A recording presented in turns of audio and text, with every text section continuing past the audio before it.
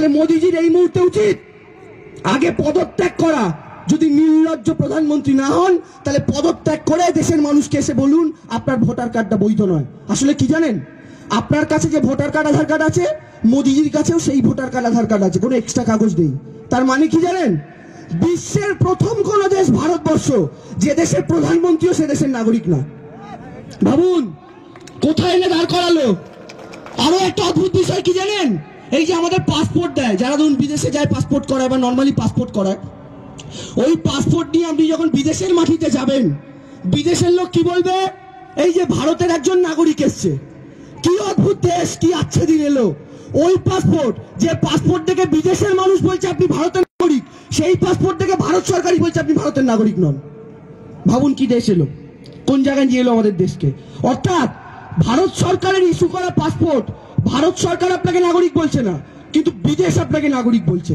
তার মানে কি, তার মানে আপনি আমি এই মুহূর্তে কোন দেশের নাগরিক আমরা জানি না। আমরা এখন ঝুলে আছি পিং পং বলের মতো, ডিং ডং এদিক ওদিক করছি। বাংলাদেশে গিয়ে পড়বো না পাকিস্তানে, ভারতে থাকবো না প্যারিসে, চীনে পড়বো না জাপানে, আমরা কেউ জানি না। এবং এই দিনটা আমাদের কেউ উপহার দিয়েছে, প্রধান সেবক নরেন্দ্র দামোদর দাস মোদী, যিনি 303টা আসন নিয়ে ক্ষমতায় এসেছেন। ক্ষমতায় আসার পর যারা তাকে ভোট দিয়েছে, লাইনে দাঁড়িয়ে কষ্ট করে সেই হিন্দু মুসলিম সবাইকে বলে দিয়েছে, আরে ভোট দিয়েছিস ঠিক আছে, ভোটটা নেওয়া গেছে, ক্ষমতায় এসে গিয়ে প্রমাণ কর তুই নাগরিক কিনা। এটা কেন জানেন, এটার কারণ আছে। এই যে কদিন আগে অব্দি পেঁয়াজ প্রায় 200 টাকায় উঠে গেছিল।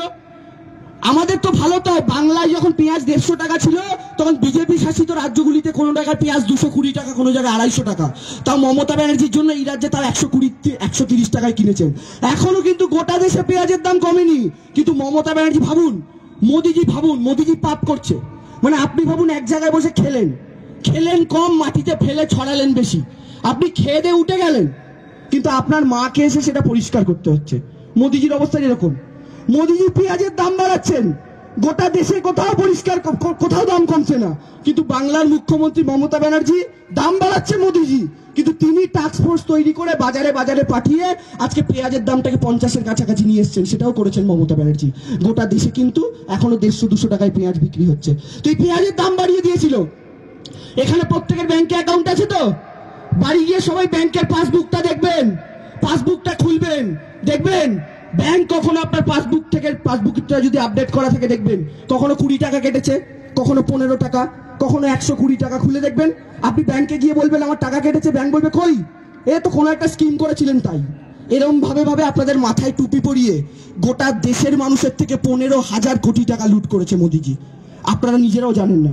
কেন বলুন তো, কিভাবে লুট করেছে? ওই মশা বসে চুপ করে একটু করে রক্ত খায়, বেরিয়ে চলে যায়, আপনি টেরও পান না। কিন্তু সেই 1 বছরে আপনাকে যত মশা কামড়েছে, সব কটা মশার রক্তকে যোগ করে দেখবেন 1 বছরের টোটাল আপনার 1 বালতি রক্ত শুধু মশা খেয়েছে। এরকম নরেন্দ্র মোদীজি প্রত্যেক মাসে 15 টাকা, 10 টাকা, 20 টাকা করে ব্যাংক থেকে কাটতে আজকে আপনি হিসাব করুন, যত বছর ব্যাংকে টাকা রাখছেন, শেষ 6 বছরে দেখবেন আপনার কয়েক হাজার টাকা লুট করেছে নরেন্দ্র মোদী। আর কত টাকা গোটা দেশে তুলেছে জানেন? 15,000 কোটি, শুধুমাত্র আপনার আমার ব্যাংক থেকে একটু একটু করে টাকা চুষে নিয়ে। আপনি আমি কিন্তু ধরতে পারিনি, কিন্তু যখন ধরতে পেরেছেন, যখন পেঁয়াজের দাম বেড়েছে, যখন চাকরি ছাঁটাই হচ্ছে, তখন আপনি যেই সেই দিকে তাকাতে যাবেন, মোদিজি আপনাকে বলছে আরে বাদ দে সব কথা, আগে দাদুর কাগজ খুঁজে আন। মানে কি, একটা বাচ্চা কাঁদছে, বাবাকে বলছে বাবা খিদে পেয়েছে খেতে দাও, খুব কাঁদছে, বাবা দেখছে আমি তো খেতে দিতে পারবো না, তাহলে কি করা যায়? সেই বাবা তখন কি করলো, বাচ্চাকে খেতে দিতে পারবে না, তখন সেই বাচ্চাটাকে তুলে আলমারির উপরে বসিয়ে দিল। এবার বাচ্চাটা এত উঁচুতে আলমারির উপরে বসে আছে, ভয় পাচ্ছে। এবার বাবাকে বলছে বাবা নামিয়ে দাও, ভয় করছে। বাচ্চাটা কিন্তু খিদের কথাটা ভুলে গেছে। নরেন্দ্র মোদী এই কাজটাই করতে চাইছেন। আমাকে আপনাকে চাকরি, বেকারত্ব, পেঁয়াজের দাম ভুলিয়ে দিয়েছেন। বাচ্চাটাকে যেমন আলমারির উপরে বসিয়ে দিয়েছিল, আপনি যখন খেতে চাইছেন, বলছেন দাম কমাও জিনিসের, তখন মোদীজি খুঁজে নিয়ে আয়, আপনি ওই কাজে ব্যস্ত হয়ে গেছেন, আপনি ভুলে গেছেন তখন জিনিসপত্রের দামের কথা। এটা হচ্ছে মোদীজির ট্যাকটিক্স। আর এই জিনিসটাকে বাংলার মানুষ বা গোটা দেশের মানুষ আস্তে আস্তে ধরে ফেলেছে। তাই এই জিনিসটা আর বেশি দিন চলবে না এই দেশের মাটিতে। আর তার জন্য আপনাদের প্রত্যেককে সংঘবদ্ধ থাকতে হবে। আমি একটা কথা বলি, বিজেপির পতাকা রং দেখেছেন তো, গেরুয়া। একটা পার্টি আছে মিম পার্টি, হায়দ্রাবাদ থেকে এসছে। এই দলটার কাজ বলে দিই, এরা যেখানেই যায় বিজেপির উল্টো দিকে যে দল থাকে তার ভোট কাটাকুটির জন্য যায়। মিম পার্টি আজ অব্দি যেখানে যেখানে ভোটে লড়েছে সেখানে সেখানেই বিজেপি জিতেছে। আজ অব্দি এক জায়গা তোরা বিজেপিকে হারাতে পারেনি, কারণ বিজেপির উল্টো দিকে যখন কংগ্রেস থাকে মিম পার্টি ভোটে লড়ে কংগ্রেসের ভোট খায়। এখন বিজেপির প্ল্যান হচ্ছে এই মিম পার্টিকে বাংলায় ঢুকিয়ে তৃণমূলের ভোট খাওয়াবে। তাই একটা কথা বলে রাখি, মিম পার্টির দিকে সমর্থনের হাত বাড়ানো মানে কিন্তু নরেন্দ্র মোদী জিন্দাবাদ স্লোগান দেওয়া, দুটোই এক। তাই আপনাদের সিদ্ধান্ত নিতে হবে আপনারা কোন দিকে থাকবেন। এই সিদ্ধান্তটা কিন্তু আজকে আপনাদের এই মাটিতে দাঁড়িয়ে নিতে হবে। আর এই বিজেপির পতাকা গেরুয়া, এই মিম পার্টির পতাকা সবুজ, কিন্তু তৃণমূলের পতাকা দেখুন গেরুয়া, সবুজ আর সাদা। এই মাঝখানের সাদাটা হচ্ছেন মমতা ব্যানার্জি, যেটা হিন্দুকে এক হাতে ধরে রেখেছেন, মুসলমানকে এক হাতে ধরে রেখেছেন। তাই আপনাদের সিদ্ধান্ত নিতে হবে আপনারা কোন পতাকার তলায় থেকে কাজ করবেন, কার নেত্রীর পাশে থেকে কাজ করবেন। এই সিপিএম, মিম, কংগ্রেস, এই তিনটেই হচ্ছে বিজেপির সবচাইতে বড় দালাল। এদের পাতা ফাঁদে পা দেওয়া মানে হচ্ছে বিজেপির ফাঁদে পা দেওয়া। তাই এদিকে পা দেবেন না। এই বিজেপি আমাদের, আমি বলতে চাই আপনাদের প্রত্যেকের মনে আছে নরেন্দ্র মোদী কদিন আগে কি বলেছিলেন? এই তো যারা ভাঙচুর করছে তাদের কাপড় দেখে আমি চিনতে পারি। মনে আছে আপনাদের? দিলীপ ঘোষেরা কি বলছিলেন? লুঙ্গি বাহিনী, মানে আপনারা যারা লুঙ্গি পরেন তারা সবাই অনুপ্রবেশকারী। আমি দিলীপ বাবুকে বলতে চাই, আমি দেবাংশু ভট্টাচার্য, আমার দাদুর নাম ছিল পবন ভট্টাচার্য, এলাকার বিখ্যাত কালী পুজোর পুরোহিত। সেই আমার ঠাকুরদা আর আমার বাবা, তারা দুজনেই, আমার 4 কাকা, তারা 6 জনেই আজও বাড়িতে সারাদিন লুঙ্গি পরে থাকে। আমার বাবা মা অনুপ্রবেশকারী। আর যদি লুঙ্গি পরা মানে অনুপ্রবেশ হয়, তাহলে আপনাদের একটা জিনিস দেখাই, তাহলে ভারতবর্ষের সবচেয়ে শক্তিশালী অনুপ্রবেশকারীর নাম কি জানেন? এই দেখুন, ভারতের সবচেয়ে শক্তিশালী অনুপ্রবেশকারীর নাম হচ্ছে নরেন্দ্র দামোদর দাস মোদী, কারণ ইনি নিজেও লুঙ্গি পরে আছেন, এই ছবিতে দেখতে পাচ্ছেন। তার মানে লুঙ্গি পরলেই যদি অনুপ্রবেশকারী হয়, তাই এই গুজরাটি ভাইকে আগে পাকিস্তানে পাঠাও। পাঠাতে পারবে না। তার মানে আপনারা কাপড় দেখে মানুষ চেনেন, আপনারা টুপি দেখে ধর্ম চেনেন, কিন্তু মোদিজি যখন বাবা রাম রহিম রেপ করে তখন তার পায়ে গিয়ে আপনি প্রণাম ঠোকার সময় আপনি তার জামা কাপড় থেকে বুঝতে পারেন না যে সে ধর্ষক? বুঝতে পারেন না? না, আসলে এই ধর্ষক, চোর, চিটিংবাজ, খুনি, এদের সবার সাথে বিজেপির পীড়িত হচ্ছে। ওই নতুন প্রেমিক প্রেমিকাদের মধ্যে যেমন পীড়িত হয় সেই রকম। যেখানে ধর্ষক সেখানে বিজেপি, যেখানে চোর সেখানে বিজেপি, যেখানে গুন্ডা সেখানে বিজেপি, যেখানে দাঙ্গা সেখানে বিজেপি। তাই এই দলটা গোটা ভারতবর্ষের জন্য এই মুহূর্তে একটা অভিশাপ হয়ে দাঁড়িয়েছে।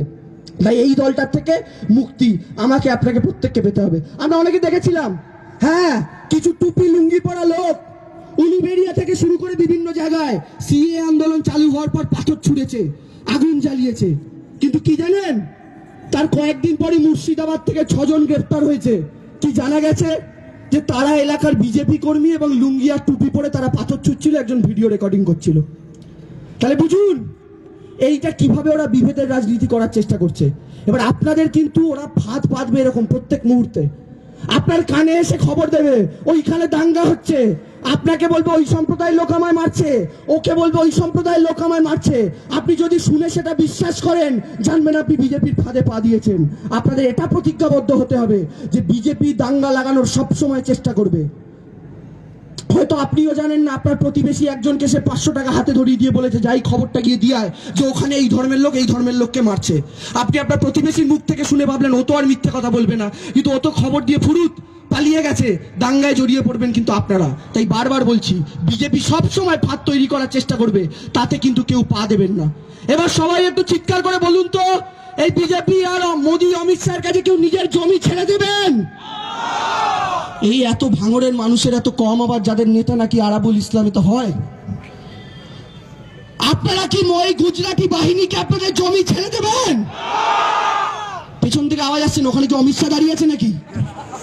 নেই তো, তো গলার আওয়াজ এত আসতে গেল? ওই গুজরাটি 2 ভাইকে নিজের জমি ছেড়ে দেবেন? এই আওয়াজেও তো হবে না। আমাদের দিদি আমাদের অধিকারের জন্য চিৎকার করে করে গলার শিরা ফুলিয়ে ফেলছে, আর আমরা তার সমর্থক হয়ে যদি এত আস্তে আওয়াজ করি তাহলে কি করে হবে বলুন তো? মমতা ব্যানার্জির সমর্থক বলতে হবে তো নিজেদেরকে।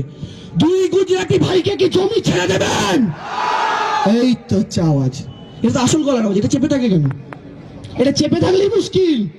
আপনি যত আস্তে কথা বলবেন, আপনি যত চুপ থাকার চেষ্টা করবেন, ওরা কিন্তু নরম মাটিপে তত আপনাকে আঁচড়ে ধরবে। তাই মমতা বন্দ্যোপাধ্যায়ের সমর্থক এই বাংলার যদি ভালো চান, এই দেশের যদি ভালো চান, গলার আওয়াজটা সবসময় সপ্তমে রাখবেন। কারণ জানবেন, রামকৃষ্ণদেব একটা কথা বলেছিলেন, একটা সাপ রাস্তায় ছিল, 5-6টা বাচ্চা ছেলে সেই সাপটাকে রোজ পাথর ছুটতো। তো রামকৃষ্ণদেব সেই রাস্তা দিয়ে যাচ্ছেন, সাপটা রামকৃষ্ণদেবকে জিজ্ঞাসা করছে যে প্রভু, তুমি তো আমায় বলেছো কাউকে ছবল দিতে না, কিন্তু এরা যে রোজ আমাকে পাথর ছোড়ে, তা আমি কি করে নিজের প্রাণটা বাঁচাবো বলো? তখন রামকৃষ্ণদেব সেই সাপটাকে বলেছিল, তোকে আমি কাউকে ছবল দিতে না বলেছি, কিন্তু তোকে তো ফোঁস করতে না বলিনি, আপনাদেরও কেউ ফোঁস করতে না বলিনি। ফোঁসটা করুন, ফোঁসটা জোরেই করুন, এবং সেই ফোঁসের আওয়াজে দেখবেন দুই গুজরাটি ভাই বাক্স প্যাটরা গুছিয়ে আবার গুজরাটে চলে গেছে, বাংলার দিকে ফিরে পর্যন্ত তাকাচ্ছে না, তাকানোর সাহস করছে না। তো এই লড়াইটা আপনার লড়াই, এই লড়াইতে নেতৃত্ব দিচ্ছেন মমতা বন্দ্যোপাধ্যায়। জমিটা আপনার পায়ের তলার, স্বাধীনতার রক্ত আমার আপনার পূর্বপুরুষ দিয়েছে, ওই গুজরাটের কেউ দেয়নি। এ প্রধানমন্ত্রী দেশের প্রধানমন্ত্রী না, এ প্রধানমন্ত্রী গুজরাটের প্রধানমন্ত্রী। ক্ষমতায় আসার পর বুলেট ট্রেন আনবে কোথায় বললো? আহমেদাবাদ। বিজেপির সভাপতি ছিল রাজনাথ সিং, তাকে ছড়িয়ে দিয়ে কাকে সভাপতি করলো? অমিত শাহ। সে কে? গুজরাটি। দ্বিতীয়বার ক্ষমতা এলো, দেশের স্বরাষ্ট্রমন্ত্রী ছিল রাজনাথ সিং, তাকে সরিয়ে দিল, কাকে স্বরাষ্ট্রমন্ত্রী করলো? অমিত শাহ। সে কে? গুজরাটি। বিশ্বের সবচেয়ে উঁচু মূর্তি কার তৈরি হলো? সর্দার বল্লভভাই প্যাটেলের। সে কে? একজন গুজরাটি। মূর্তিটা কোথায় তৈরি হলো? গুজরাটে। আর কদিন আগে জয়েন্ট এন্ট্রান্স পরীক্ষার সময় হিন্দি আর ইংরাজি দুটো ভাষায় পরীক্ষা হতো, হঠাৎ মোদিজি নিজে যেহেতু গুজরাটের, তাই বললেন আরেকটা ভাষায় পরীক্ষা হবে, গুজরাটি। যেই মমতা ব্যানার্জি এখান থেকে গর্জন করলেন, অমনি সুরসুর করে ঘোষণা করলেন, না না বাংলাতেও হবে, বাংলাতেও হবে। তার মানে কি? ওরা সব গুজরাটের জন্য করতে চাইছে।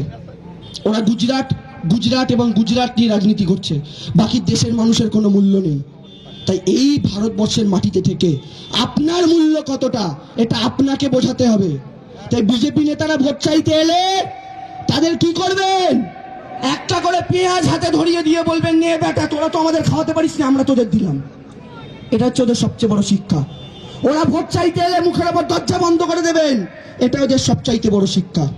ওরা যে চায়ের দোকানে বসে চায় পে চর্চা করতে হবে, এখানে এসেছিলেন দিলীপ ঘোষ, শুনেছি চায় পে চর্চা। ভাবুন, চায় পে চর্চা কথাটাও হিন্দি, বাংলা এসে ভোট প্রচার করছে, আর এখানেও হিন্দি কথা ব্যবহার করছে, অথচ 10 কোটি বাঙালি। কেন বাংলা শব্দ নেই? চায় পে চর্চা করে গেছে এখানে।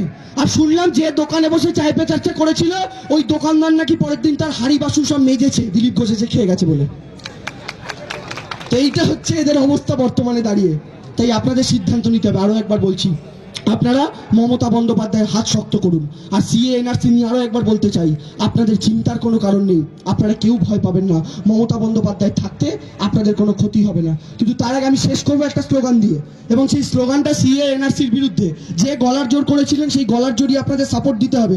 কিন্তু তার আগে একটা কথা আপনাদের প্রত্যেককে বলতে চাই, যে আপনাদের একটা জিনিস মাথায় থাকবে, যে 18টা আসন যখন তারা পেয়েছিল, এই 18টা আসন পাওয়ার পর তারা সারা ভারতবর্ষ জুড়ে লাফিয়ে লাফিয়ে বেড়াচ্ছিল, বাংলা জুড়ে লাফিয়ে লাফিয়ে বেড়াচ্ছিল। আপনাদের মনে আছে, আমাদের মমতা বন্দ্যোপাধ্যায় গাড়ি নিয়ে যাচ্ছেন, বিজেপির কয়েকটা লোক তাকে দেখে বলেছিল জয় শ্রীরাম, আমাদের দিদি গাড়ি থেকে নেমে পড়েছিল, মনে আছে তো সবার? এখন বিজেপি ভেবেছে মমতা ব্যানার্জি গাড়ি করে যাচ্ছে, তাকে দেখে জয় শ্রীরাম বললাম, তৃণমূল কর্মীরা বোধহয় খুব অপদস্থ হয়ে গেল, রাস্তাঘাটে এবার তাদের বলা যাবে এই দেখ তোদের নেত্রীকে দেখে জয় শ্রীরাম বলেছি। কিন্তু ওরা মূর্খ। আমি তো সবসময় বলি, শিক্ষা, দীক্ষা, মানবিকতা, বোধ, বুদ্ধি, 5টা জিনিস থাকলে কেউ বিজেপি হতে পারে না। কেন? এরপরে তারা তো দিদিকে দেখে জয় শ্রীরাম বললো, ওরা ভাবলো তৃণমূল কর্মীরা মাথা নিচু করবে। এটা আরো গর্বে বুক ফোলানোর সময়। কেন জানেন? যারা হিন্দুরা আছেন তারা আরো ভালো করে শুনুন। আমার নেত্রী গাড়ি করে যাচ্ছে, বিজেপির কর্মীরা তাকে দেখে বলছে জয় শ্রীরাম, তার মানে কি? আমার নেত্রীর মধ্যে ওরা রামচন্দ্রকে দেখতে পাচ্ছে। এর থেকে বড় গর্বের আর কি হতে পারে বলুন তো? এর থেকে বড় গর্বের আর কি হয়? এই জন্য বলি যে বিজেপি কি করে ওরা নিজেরাও জানে না। এই দিলীপ ঘোষ কদিন আগে বলেছে বাঙালি মানেই নাকি, বাংলা নাকি দেশদ্রোহীদের গড়। কি বুঝবে ওরা? যখন আমি তো মনে করি না দিলীপ ঘোষের কোনো পূর্বপুরুষও কোনোদিন স্বাধীনতা সংগ্রামে অংশগ্রহণ করেছিল, বলে বাংলা নাকি দেশদ্রোহীদের গড়। আমি বলি দিলীপ বাবু, বাংলা যদি সত্যি সত্যি দেশদ্রোহীদের গড় হতো, তাহলে আপনাকে আজকে খুঁজে পাওয়া যেত না, বিশ্বাস করুন, খুঁজে পাওয়া যেত না। এই বাংলা দেশদ্রোহীদের গড়, অথচ এই বাংলা এই দেশকে স্বাধীন করলো, দিলীপ ঘোষ বলছে। তো বলুন তো, এর চেয়ে বড় দেশদ্রোহী আর কি, আর কে হতে পারে? আজকে পাকিস্তান রোজ চায় ভারতের ক্ষতি করব, কিন্তু আমাদের সেনাবাহিনী আছে বলে তাদের ক্ষতি, ভারতের ক্ষতি পাকিস্তান করতে পারে না। কিন্তু পাকিস্তান যে ক্ষতি করতে পারে না, সেই ক্ষতি একা হাতে মোদী করে দিয়েছে ভারতবর্ষের। তাই পাকিস্তান আর নরেন্দ্র মোদী দুটোকে যদি সমান সমানে বসাতে হয়, আমি বলবো দুটোই আমাদের সমান শত্রু। নরেন্দ্র মোদী যে ক্ষতি করছে, সে ক্ষতি করার কথা পাকিস্তান কোনোদিন ভাবেও পর্যন্ত নেই। তার মানে ভাবুন, পাকিস্তান কি করবে? বর্ডার পেরিয়ে 4টে বোম মারবে। আর মোদিজি কোথায় বোম মারছে? রোজ আমার আপনার ঘরে বোম মারছে। আপনি পেঁয়াজ কিনতে পাচ্ছেন না, আদা কিনতে পাচ্ছেন না, চাকরি হারাচ্ছেন, দেশের ইকোনমি ডুবছে, জয় শ্রীরামের নামে মানুষ মারছে। এটা আমার আপনার মুখের ওপরই তো বোম মারা। আর পাকিস্তান তো দেশের বর্ডারে বোম মারবে। তাই পাকিস্তান বর্ডারে বোম মারছে, আর মোদিজি আমার আপনার ঘরের চৌকাটে বোম মারছে। তাহলে বলুন তো, সবচেয়ে বড় দেশদ্রোহীর নাম কি? হ্যাঁ, সবচেয়ে বড় দেশদ্রোহীর নাম নরেন্দ্র দামোদর দাস মোদী এবং অমিত শাহ। এদের চেয়ে বড় দেশদ্রোহী ভারতবর্ষের মাটিতে হয় না। 130 কোটি ভারতবাসীর শত্রু এই দুটো মানুষ। কারণ এই দুটো মানুষ কখনো দেশের ভালো করতে পারেন না। আজকে সব বিক্রি। আজকে রেলে চাপবেন, কদিন পর শুনবেন রিলায়েন্স এক্সপ্রেস আসছে, শুনবেন আদানি এক্সপ্রেস আসছে। আর আপনি যে 200 টাকা টিকিট কেটে ট্রেনে ওঠেন, ওটা হয়ে যাবে 2000 টাকা। রেলটাকেও বিক্রি করে দিচ্ছে। সুভাষিস দা দারুণ বলছিল, আগে স্টেশনে বসে চা বিক্রি করতো, যে স্টেশনে বসে চা বিক্রি করতো প্রধানমন্ত্রী হয়ে স্টেশনটাকেই বেচে দিয়েছে। এইটা হচ্ছে নরেন্দ্র মোদীর বর্তমান অবস্থা। আর এর সাথে যুক্ত হয়েছে অমিত শাহ, যে লোকটার মুখ চোখ দেখলেই বোঝা যায় যে লোকটা কোনো একটা হিংস্র প্রাণীর মতো, মানুষ দেখলেই বোধহয় কামড়াতে আসতে চায়। তো এই হচ্ছে অমিত শাহ এবং নরেন্দ্র মোদী। কোনো সাধারণ মানুষ যদি অমিত শাহ এসে, বিজেপির কট্টর সমর্থক যে, যদি অমিত শাহ গিয়ে বলে না যে আমি তোমার বাড়িতে একটা দিন থাকবো, ওই বিজেপির কট্টর সমর্থকের মা বাবা বলবে এই লোকটাকে আমি থাকতে দেবো না ঘরের মধ্যে। কারণ কেউ বিশ্বাস করেন এদের, মহিলারা তো বিশ্বাস করেই না। কারণ বিজেপি নেতা আছে, কিন্তু তার বিরুদ্ধে ধর্ষণ বা শ্লীলতাহানির অভিযোগ নিয়ে আপনি দেখাতে পারবেন না। অর্থাৎ এই দলটার বিরুদ্ধে লড়াই করতে হবে। তাই স্লোগান দেওয়ার আগে বলি, স্লোগানে প্রত্যেকের গলা পাবো তো? ওই যেমন ভাবে তখন গলাটা পেয়েছিলাম, আবার বলুন, 2 গুজরাটির হাতিতে কি জমি ছেড়ে দেবেন? আবার পেছন দিক শান্ত হয়ে গেছে। 2 গুজরাটির হাতে কি নিজের পায়ের তলার জমি ছেড়ে দেবেন? ঠিক আছে, তাহলে স্লোগানটা যখন দেব, আমার জমি ছাড়ছি না আমি যখন বলবো, আপনারা চিৎকার করে স্লোগান দেবেন, ছাড়ছি না, ছাড়বো না। ঠিক আছে? হবে তো? এই হবে তো বললাম, আবার আওয়াজ কমে গেল। এভাবে তো হয় না। হবে তো? আচ্ছা, যারা স্লোগানটা দেবেন তারা একটু সবাই হাত তুলুন তো দেখি।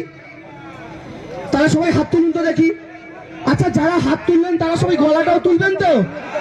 হ্যাঁ, ঠিক তো? জানেন তো, আমাদের মধ্যে আবার একটা ব্যাপার রয়েছে, আমরা ভাবি তো আমার পাশের লোকটা স্লোগান দিচ্ছে, আমি খালি মুখ নাড়ালেই হয়ে যাবে। ওটা কিন্তু বিজেপি পলিসি। কারণ বিজেপি সবসময় মানুষকে কিভাবে ঠকানো যায় পলিসি খোঁজে। আপনি যদি স্লোগানটা না দেন, আপনি কিন্তু নিজেকে ঠকাচ্ছেন, কারণ এই স্লোগানটা আপনার স্লোগান। এই স্লোগানে তৃণমূল, বিজেপি, সিপিএম এর লাভের গল্প নেই। এই স্লোগানটা হচ্ছে আপনার পায়ের তলার জমি বাঁচানোর স্লোগান। তাই এবার যার পাশে ভাবছিলেন ও পাশের লোকটা বলছে আমি চুপ করে থাকলেও হবে, তারাও যখন আওয়াজটা করলেন, কত জোরে আওয়াজ হলো দেখলেন তো? তাই যখন বলবো মাটি আমরা ছাড়ছি না, আপনারা ছাড়ছি না, ছাড়বো না, চিৎকার করে কিন্তু। হ্যাঁ, আরে এই দেশেতেই উঠছি বেড়ে মরছি, আবার এইখানে নাগরিক আমি ঘাম ঝরাচ্ছি বলছি রে। তাই স্লোগানে মোদিজি যতই চাচান মাটি আমি ছাড়বো না। শ্রমিক কৃষক গড়ছে ভারত, মোদির ভাইরা লুটছে দেশ, তাদের কাছেই চাইছে প্রমাণ, এনআরসি তে করছে শেষ। মোদি তোমার ডিগ্রি দেখাও, কাগজ আমি দেব না। দাদুর লগ্ন দিদার রাশির লাইনে দাঁড়াই খুঁজে মরি, মোদি তুমি বিদেশ ঘোরো, আম জনতা খেটে মরি। প্রধানমন্ত্রী বিকাশ দেখাও, জমি আমি ছাড়ছি না। মথুরা আমার, গোর্খা আমার, রাজবংশী আমার ভাই, বাঙাল ঘটির এ সংসারে পদ্মপাটির জায়গা নাই। পিএম বলো স্মার্ট সিটি কই, জমি আমি দেব না। আওয়াজ আসছে না কিন্তু, আরো জোরে করতে হবে। আরে আমার দলে ববি হাকিম হিন্দু দাদা বক্সি, তাই আমার দলে ডেরেক আছে কিন্তু মেহুল চকসি নাই। মোদি তুমি কাগজ দেখাও, আমরা কাগজ দেখাবো না। আমার দলে ববি হাকিম হিন্দু দাদা বক্সি, তাই আমার দলে ডেরেক আছে কিন্তু মেহুল চকসি নাই। রাফায়েলের কাগজ দেখাও, কাগজ আমরা দেখাবো না।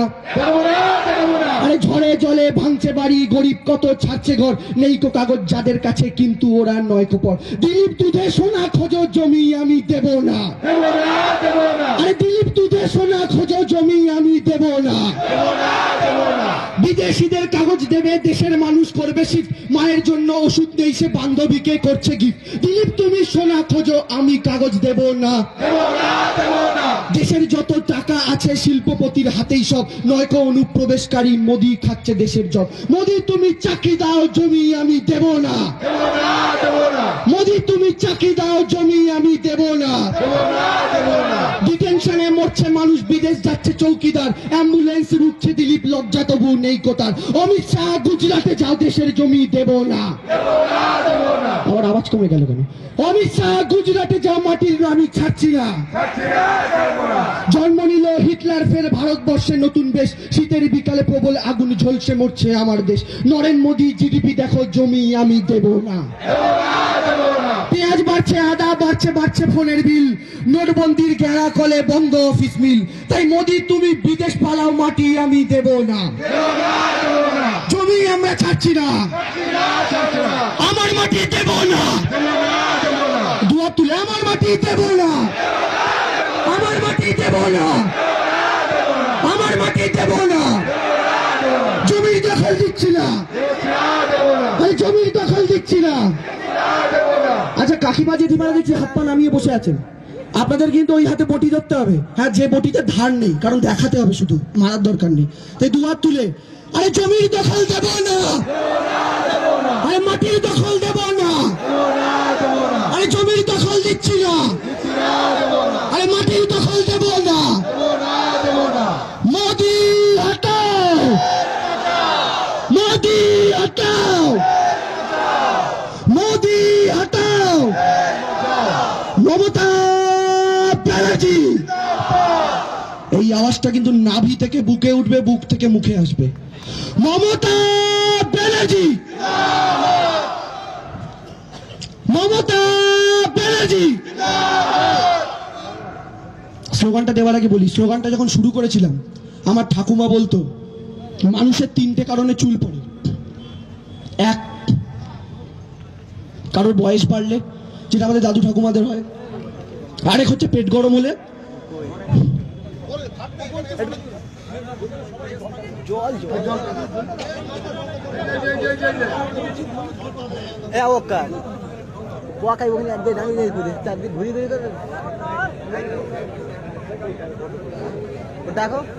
ওই বক্তব্য শেষ করলাম, মাফ করবেন। ভালো থাকুন, সুন্দর থাকুন, মমতা বন্দ্যোপাধ্যায়ের পাশে থাকুন। জয় হিন্দ, বন্দে মাতরম, মমতা বন্দ্যোপাধ্যায় জিন্দাবাদ। কেউ উঠবেন না। আমাদের শেষ বক্তা শক্তিদা খুব সংক্ষিপ্ত সারি বলবে।